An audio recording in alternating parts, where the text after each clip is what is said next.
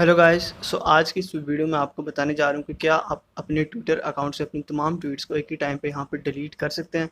Guys, इसका option अभी तक ट्विटर में यहाँ पे अवेलेबल नहीं है, यानी आप अपनी तमाम ट्वीट्स को एक ही टाइम पे यहाँ पे डिलीट नहीं कर सकते। गाइस, इसके लिए सबसे पहले आपको अपने जो ट्विटर अकाउंट है उस पर आ जाना। अपने ट्विटर अकाउंट पे आने के बाद आपको अपर लेफ्ट कॉर्नर के ऊपर जो प्रोफाइल का आइकन मिल रहा है आपको यहाँ पे सिंपली क्लिक करना है। और उसके बाद सिंपली आपको गाइस यहाँ प्रोफाइल वाले ऑप्शन पे टैप करना है और यहाँ पे आपको अपनी प्रोफाइल में आ जाना है, जहाँ पे आपको आपकी तमाम ट्वीट्स एंड रिप्लाईज या आपकी मीडिया वगैरह आपको यहाँ पे शो हो जाता है।